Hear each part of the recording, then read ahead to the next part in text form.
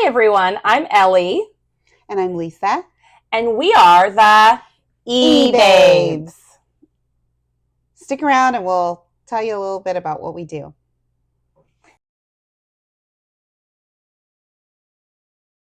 So, as I said, I'm Ellie. My eBay store is called Parkin' Lot Resale. It's a play on the last name we both grew up with, which is Parkin. And I sell a whole bunch of things in there right now. But moving forward, my focus is on unique and some vintage clothing, as well as just quirky collectibles. I have a quirky personality, and I like that to show up in my store.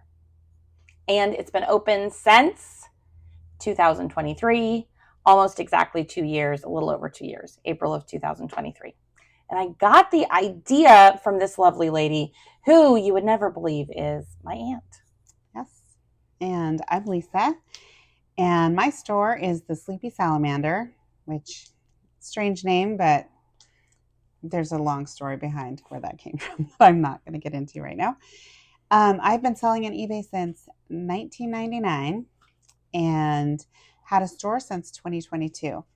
And we've just kind of grown it, trying to figure out what we're wanting to do with it. So that's who I am.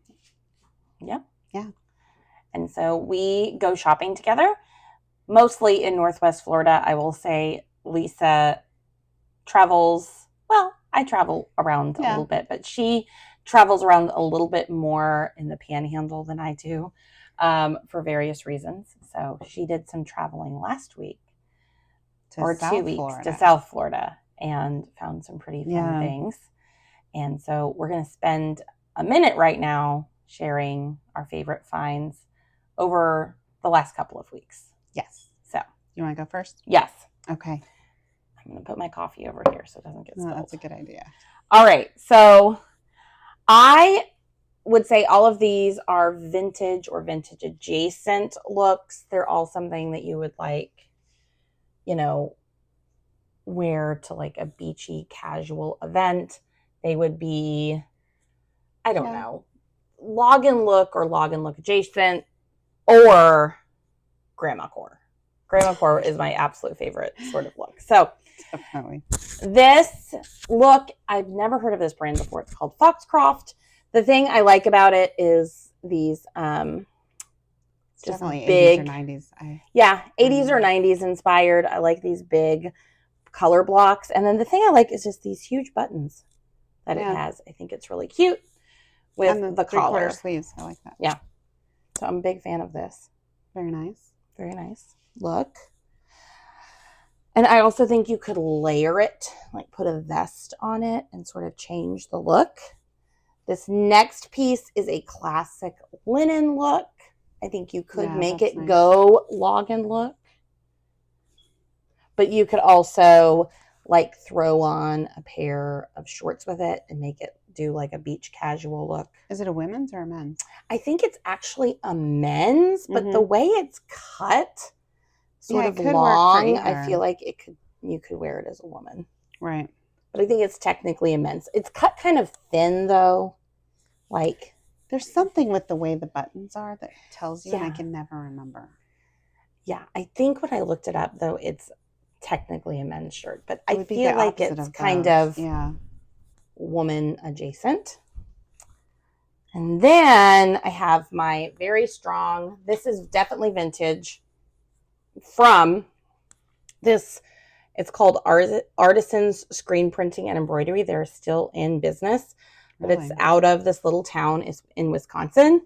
And it is definitely grandma core, but it's this little screen printed sweater in this buttery yellow color, which is very trendy right now, but it's also it's super cute. When I showed this to my 13-year-old niece, she was a really big fan of it. So really, I know. And I told her she couldn't have it. First of all, it was too big for her because, she's a little tiny thing. So that's really cute. And then this is something that I found just the other day. Let me take this off. And it is this fun raincoat.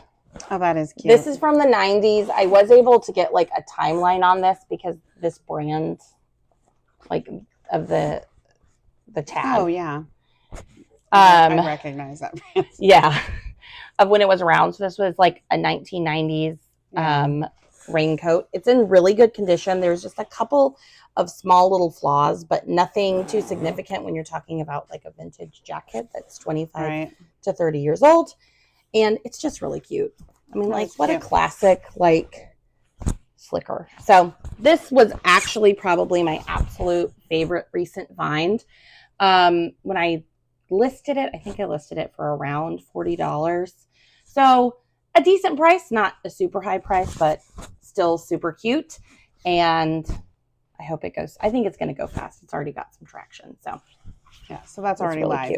Cute. These are all already live because I wasn't on a vacation with my family for a week in South Florida. So Lisa, again, was in South Florida, and she has some really fun things to show you. Okay, so my first item is this Johnny Was. It's just kind of like a beachy, wear it over a pair of leggings. I would pull it up here. Lots of embroidery, fine details, and I think it's all cotton. Definitely looks cotton. So super cute. I love how there's details everywhere. Like anywhere you look, you're going to have something pretty to look at. Yes. Beautiful. So there's this, number one. This, I actually hadn't heard of this brand before, but Magnolia Pearl. I guess it's a fancy brand, which is why it advertises it on the back too. That's kind of an indication. Yes. I paid a lot, so I want to know. It's kind of a classic cottage core. I would say cottage core. Definitely. Maybe a little lug and look, but you could just pair this with leggings. If you're really brave, you could just wear it as no, probably not. But just super cute. Again, lots of details everywhere. The pleating in the back, and I love the sleeves. So this is another pretty look. And this is something I have sold this pattern several times in my store. I actually have a little girl dress in this exact same fabric. This is a Lily Pulitzer. Just kind of beachy also. A lot of the things that I found lately are beachy because that's kind of on my mind. And went to the beach yesterday. So, but I love Lily Pulitzer. It's very bright, vibrant, fun. You cannot be depressed and wear this shirt. Yes. So, and my little girl has a dress in the same pattern as well. Yeah. So those are my favorites. And I probably say this is my favorite of the week if I had to pick one of the three. And yeah, I feel like just putting it on right now. Yeah. She might. We actually do that fairly often. Yes, we do. Purchase what we do. Or put on what we my purchase. Husband actually often will be putting away stuff for me. He helps me with my store. And I know if I buy anything Carhartt or Cool or, that kind of stuff that's in his size, it's going to be unlisted. It's not making it. And it goes into his closet. It's not making it. Right. Yeah. So. I know. I have to make a rule though. My rule is I can't, I get to pick one thing a week. Yeah. And I had to make a rule recently that if I put something in my closet, I have to take something out because your closet gets real full. It can get, it's crazy. Yeah. So. All right. So those are our favorite finds of the week. And now we're going to talk about sales. So your store's really been why around. We're here. Yes. Your store's been around longer than mine has. Yeah. And you just have more experience as a salesperson. So right now I'm only bringing in between 250 and 300 a week. I would like to. Which is not bad. Not How many bad. hours would you say you work at it? Between 2 and 3 hours a day. And some days, depending on what I'm doing, less than that. My goal, though, is to significantly increase that. So we're going to talk about goals in a minute. But you are bringing in quite a bit more than that. We're averaging 700 a week, yeah. Except for going on vacation. My daughter and her husband did run our store for us and ship things out, but I did not list. I listed about half of what I normally list. I normally do 10 a day, and I only did 5 a day. Yeah, which I still feel like is a win because 10 days of being out of town. And so we did drop from 700 to 600 last week and right at 500 this week. So It's we not too bad, expected though. that. It's not too bad. But our average is 700 a week. Yeah. Which is pretty good because I work, personally, I do about an hour, 1 to 3 hours a week, a day, but I only work like 4 days a week. Yeah. My husband does all my shipping, so he also works probably 2 hours a day, Monday through Friday. Yeah. So altogether is roughly 3 hours a day, 5 days a week. Yeah. You have some pretty good systems in place, So, though, that I'm still kind of developing. So we do. So yeah, on to our next thing is Yeah. talking about our goals. So my big goal by the end, well, we started talking about our goals on May 17th. So on May 17th, my goal is that I'd be bringing in, what did I say? 4,000 a week.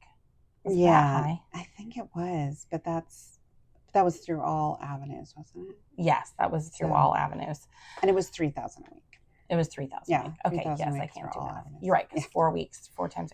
And so from eBay, though, I think I want to do 2,000 a week just from eBay.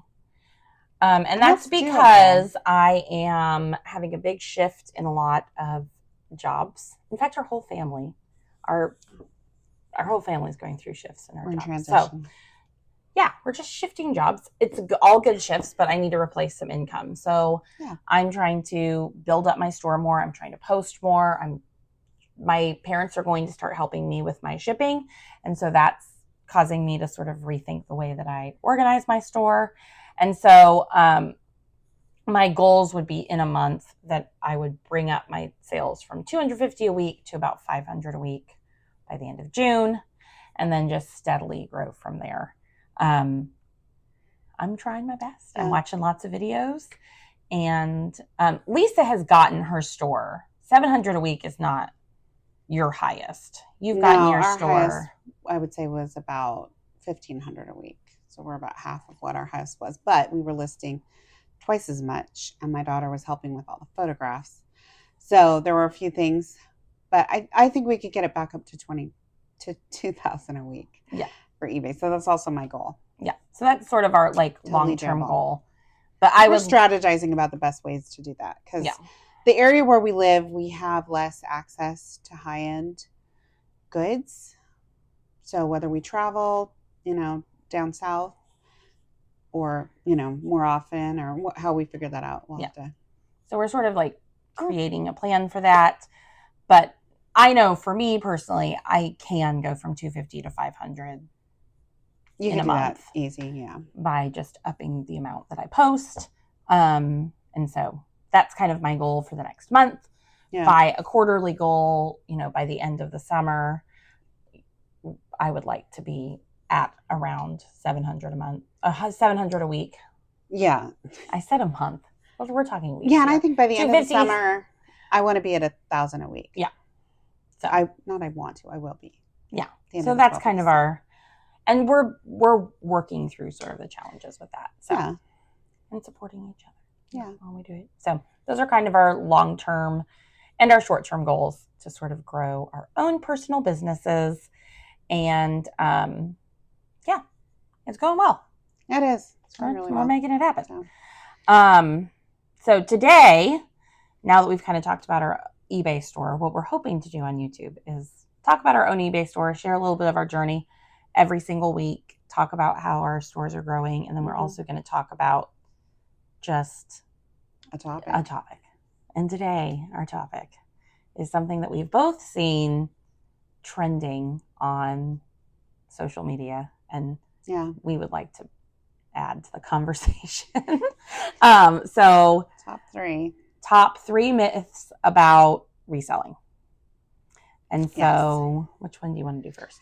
Number one, cause I would do this first because it's the first thing that I heard.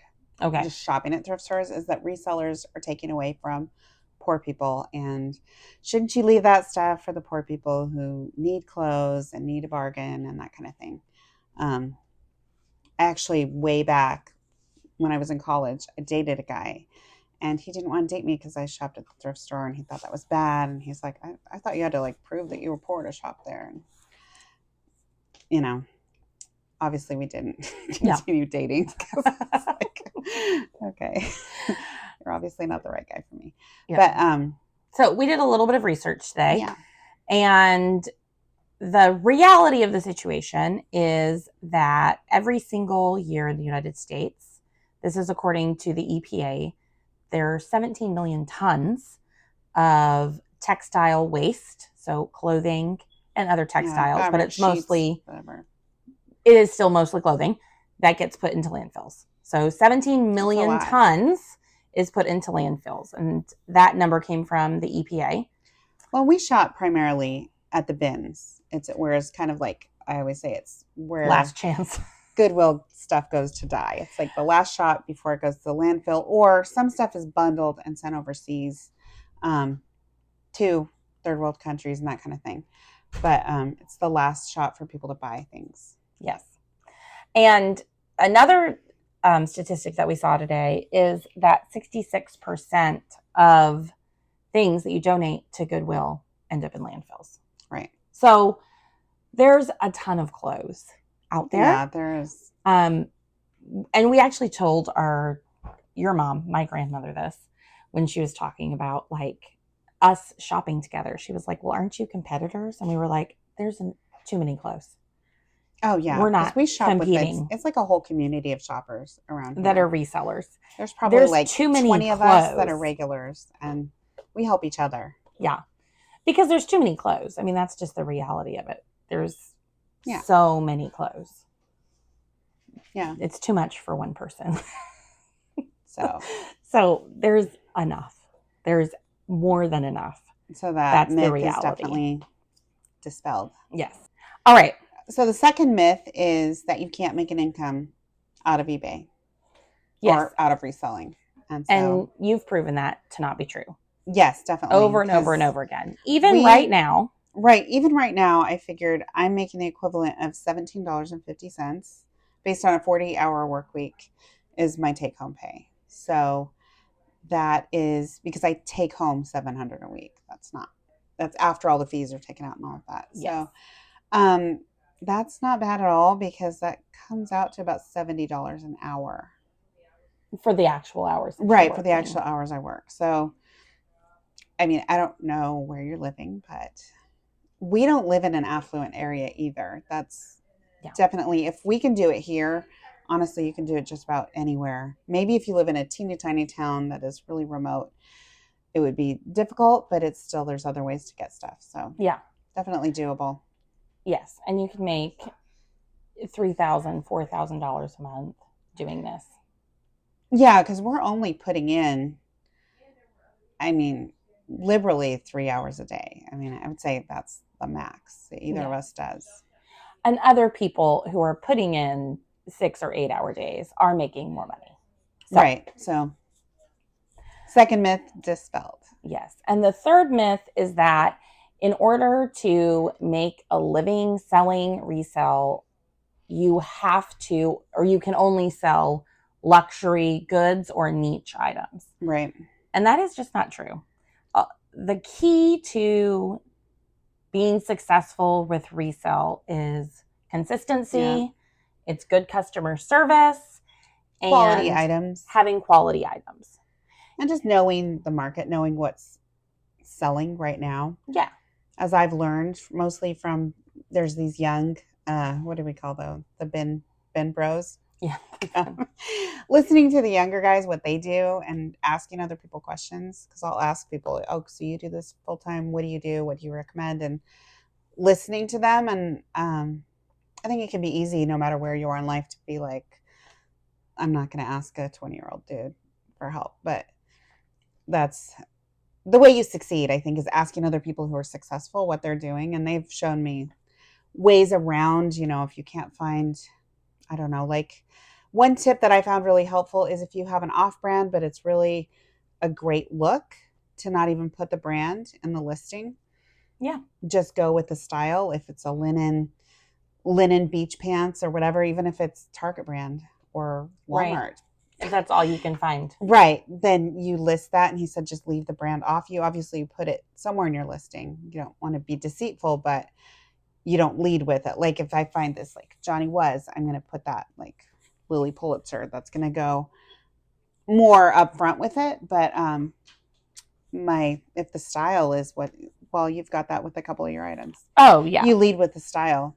So there's ways around it. And being consistent, offering great customer service, having repeat customers that come back because and you just have to know your area. You have to know what you're working with, and to set and I think consistency is really the and key. 90% of what we sell is bread and butter items, which is just things people sell.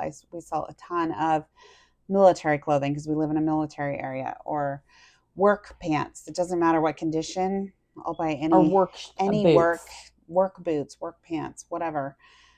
Those will sell because men need them to work. So, and they're really expensive to buy brand clothes, new. Kids' shoes, things that everybody buys, that everybody needs. Yeah, and if you can find a bunch of uniforms and you can put them, I just did that.